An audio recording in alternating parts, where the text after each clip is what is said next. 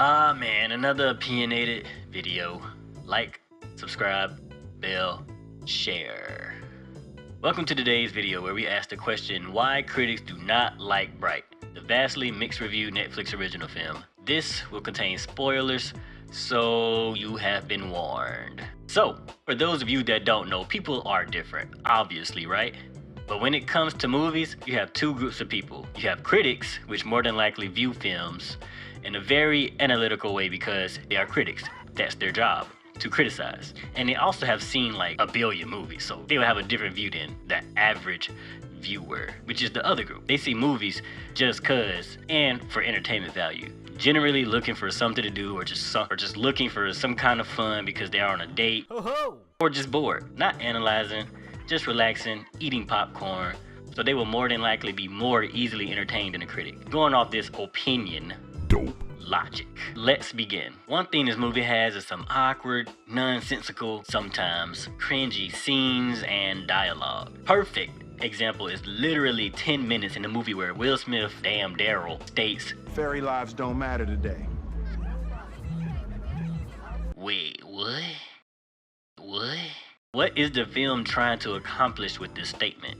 It's so weird and awkward, and I'm sure Smith or Ward had to retake this shot like 10 times. It just sounds forced and trying to establish some humor, but it just kind of fails. Not really funny, just awkward. This is probably the most awkward dialogue in the movie. Not many, but small things do add up. Here's a few more. Listen. This is happening. This is fucking happening for me.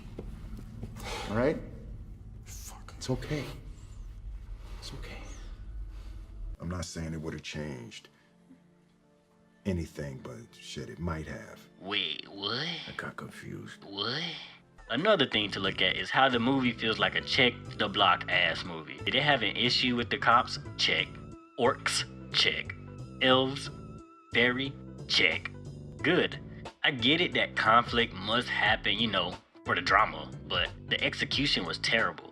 They were hiding, but were always found, so it just seemed like things were just happening to them that didn't make a lot of sense and completely out of nowhere, or just because they had to meet with every race because the lore is pretty dope, in my opinion, had to be explored. The only legit way they were found was by some phone tower detection stuff, but everything else was just random. They didn't need to run into every issue just because it exists. It feels as if they wasted time checking boxes instead of being more creative with the encounters. The biggest problem with this movie is that it is highly predictable. The only surprising thing that happens is that the cops just up and decide they're killing Will and the orc, Jacoby. I'm gonna name him Kobe. Everything else is seen a mile away. Like, I see you, peekaboo. Like, Ward being a bright at the end, then running into the orcs after this bright idea. I'm sorry. Kobe getting shot. Real quick though, this scene right here pisses me off. Yeah, like this kid is about to kill him. He didn't cause Kobe saves him only to be shot anyway. Like, what was the point? That was just completely pointless. Then he rises up and someone vomits the prophecy. And they kind of never go anywhere with this.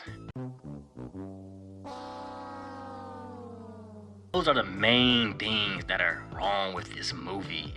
A few more I can add would be lack of establishing how much of a grave danger the Dark Lord is. God elves can't wreck Ward and Kobe and they're like whack cops anyway. The acting kind of felt off at times as well. This movie had high expectations too, man. Like, you got Will Smith in another buddy cop movie. You know, he always performs well as a crazy, silly, non-serious but serious cop, you know. And the lore is just deep, you know. It got all these elves and these different races and, you know, there is a meaning behind it, but it's just not enough to bring up the quality of this movie. Like, the entire movie just feels off. It doesn't live up to its potential at all, and that definitely brings down the quality quite a bit. Anyways, these few things add up and brings down the film quality of this movie. Yes, some argue it's a good Netflix film, but no. A movie is a movie. If you're gonna make a movie, you need to put your best ass in it so it don't come out to be shit. But this wasn't the worst movie in 2017.